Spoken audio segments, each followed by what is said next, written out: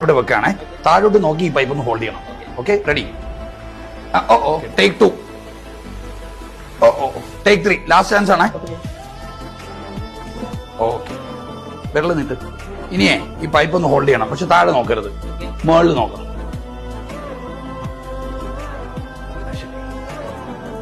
Very good, very good, very good.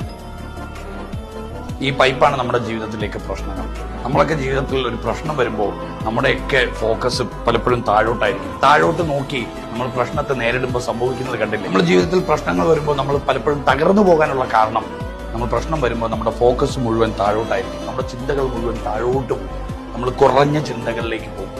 കുറഞ്ഞ ചിന്തകൾ താഴോട്ട് ചിന്തിക്കുമ്പോൾ എന്ത് സംഭവിക്കാന്ന് ചോദിച്ചാൽ ജീവിതം തകർന്നു പോകും, കയ്യിൽ നിന്ന് പോകും. പ്രശ്നങ്ങളെ നമ്മുടെ കയ്യിൽ നിന്ന് പോകും, ജീവിതവും കയ്യിൽ നിന്ന് പോകും. നേരെ മറിച്ച് ഇജാസിന്റെ ഫോക്കസ് മാറ്റിയപ്പോൾ, താഴേക്ക് നോക്കുന്നതിന് പകരം മുകളിലേക്ക് നോക്കിയപ്പോൾ ആ പ്രശ്നങ്ങളെ ഹോൾഡ് ചെയ്യാൻ പറ്റി, പിടിച്ചു നിൽക്കാൻ പറ്റി. നോക്കൂ, ഇത്രേ ഉള്ളൂ ലൈഫ്. ഫോക്കസ് ചേഞ്ച് ആകുമ്പോൾ കൺട്രോൾ നമ്മുടെ കയ്യിൽ കിട്ടും. ഫോക്കസ് മാറിയാൽ കൺട്രോൾ മാറും. താഴോട്ട് ഫോക്കസ് ചെയ്തപ്പോൾ കൺട്രോൾ പോയി, മുകളിലോട്ട് ഫോക്കസ് ചെയ്തപ്പോൾ കൺട്രോൾ കിട്ടി. നോക്കൂ, ജീവിതത്തിൽ പ്രശ്നങ്ങൾ വരുമ്പോൾ നമ്മുടെ ഫോക്കസും നമ്മുടെ ചിന്തയും താഴോട്ട് പോകാതെ നമ്മുടെ ഫോക്കസും ചിന്തയും മുകളിലോട്ട് പോകണം.